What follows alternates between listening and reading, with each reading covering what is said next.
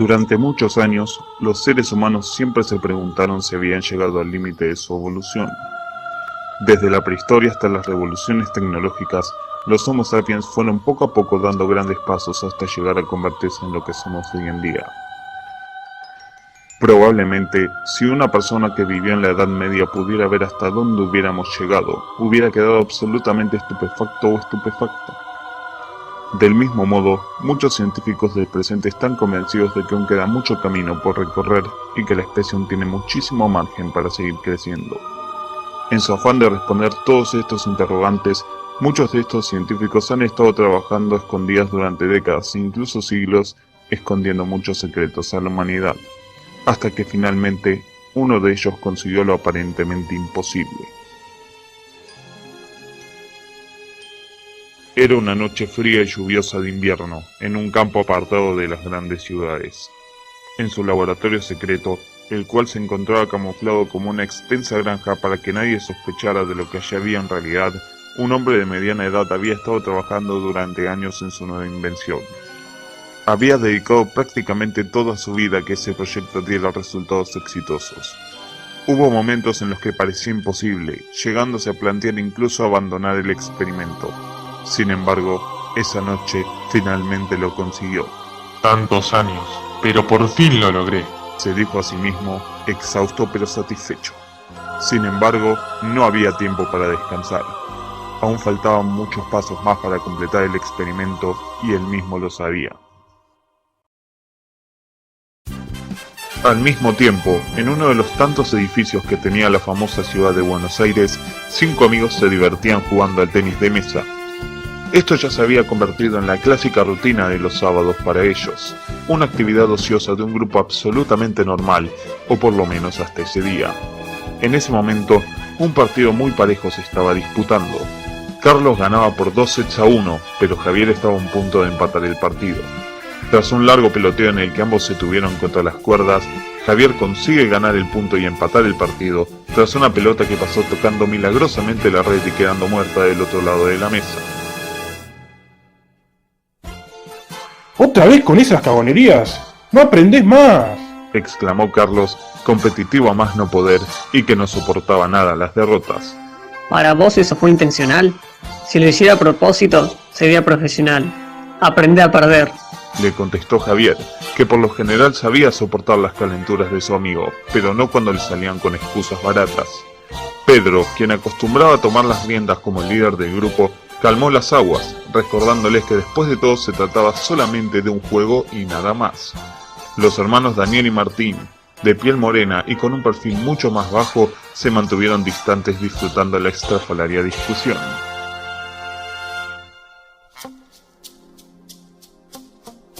De repente sonó un celular.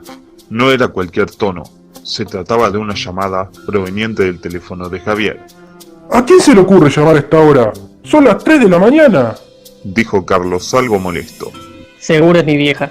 Denme un momento, respondió Javier, pero al responder se encontró con una voz muy familiar que no había escuchado hace muchísimo tiempo. Pasaron unos incómodos segundos de silencio. Sus amigos lo miraban extrañados. Si se hubiera tratado de una encuesta o alguna de esas publicidades que tratan de vender las compañías de telefonía, sabían que él habría colgado al instante. Sin dudas, había algo más. Finalmente, Javier cuelga y toma asiento, pensativo. Algo debía ser después de lo que escuchó. Tras una breve reflexión interna, finalmente se decidió y se dirigió a sus amigos. Siéntense que hay que hablar. La situación resultó algo extraña para todos ellos. Por lo general, eran pocas las veces en las cuales hablaban de temas serios, y mucho menos viniendo de Javier, quien era experto en desdramatizar las cosas. Necesito que mañana me hagan un favor. No puedo decirles por qué, pero si me dan una mano, van a ser recompensados, les dijo él. No hay problema, contá con nosotros. ¿Qué necesitas?, le preguntó Pedro con el asentimiento del resto. Cuando Javier explicó la situación, hubo varios que quisieron arrepentirse inmediatamente. Después de todo, un plan tan aburrido no era precisamente ideal por un domingo. Sin embargo, todos entendieron que si Javier les pedía algo así, debía tratarse de una cuestión presumiblemente importante, por lo que finalmente tomaron la decisión de ayudar a su amigo. Una decisión que traería enormes consecuencias en un futuro.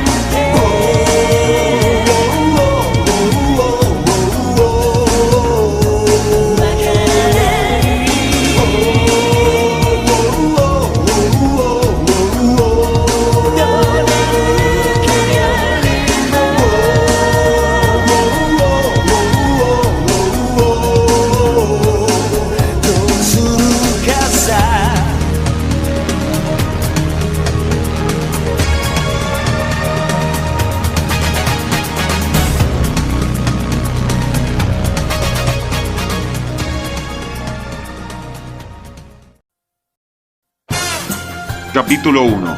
Bienvenidos a mi laboratorio, el emblemático día cero.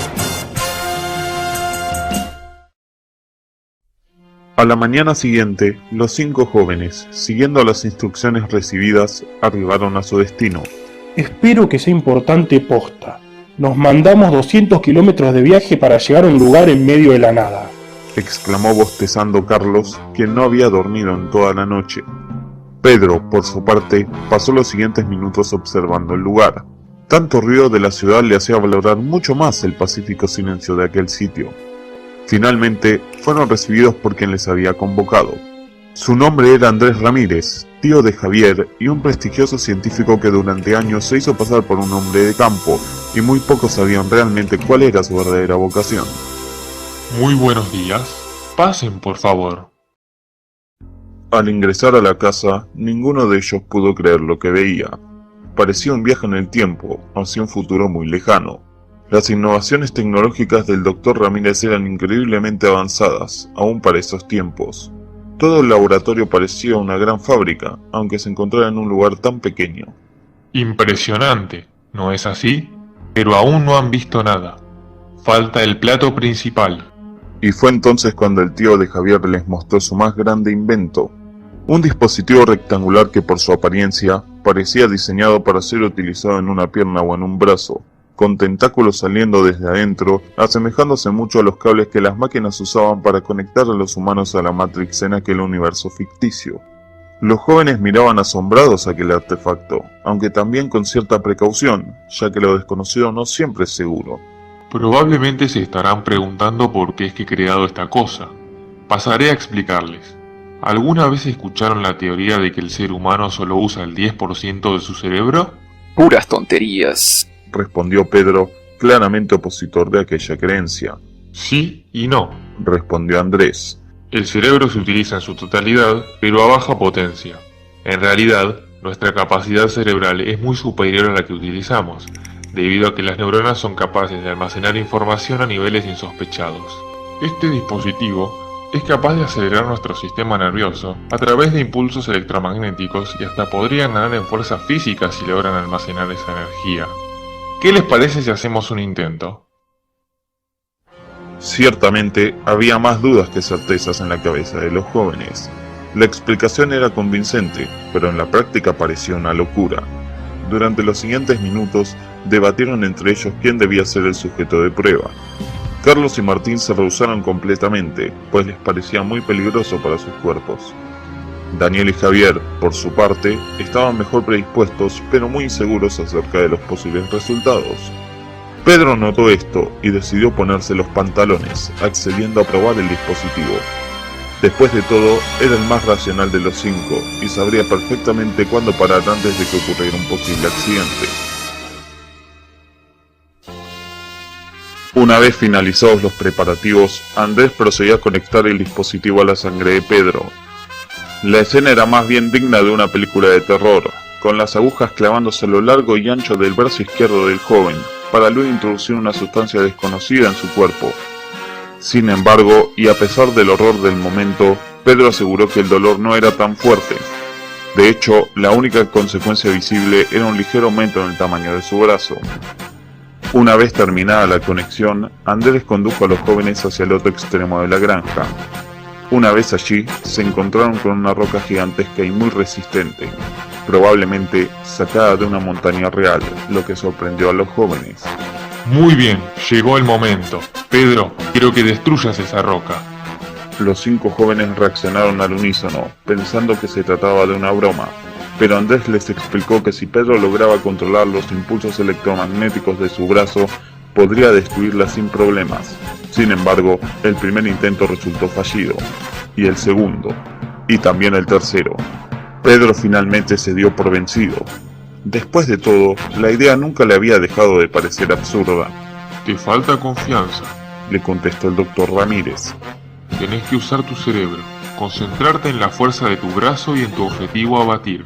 Si lo lográs, la haces pedazos, no tengo duda.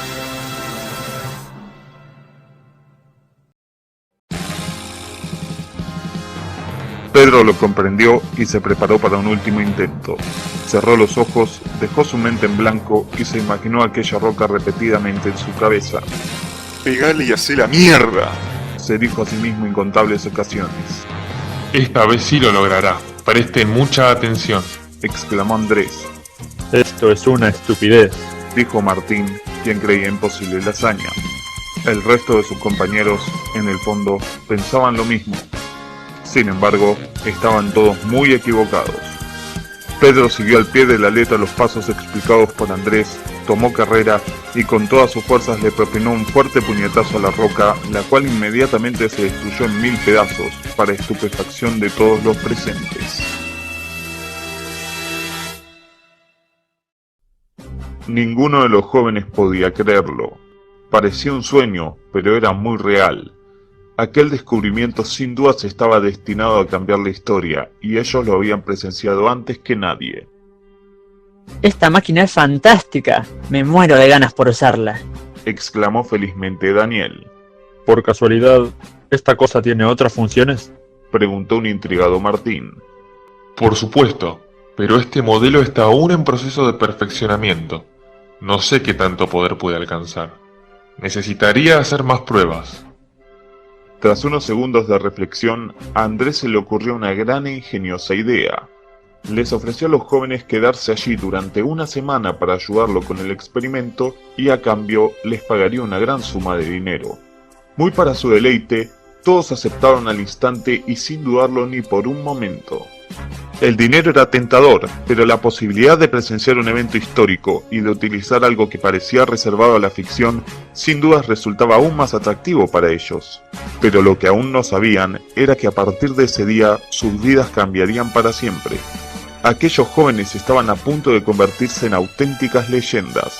Y es así como comienza esta historia, que le enseñó a la humanidad que absolutamente nada es imposible.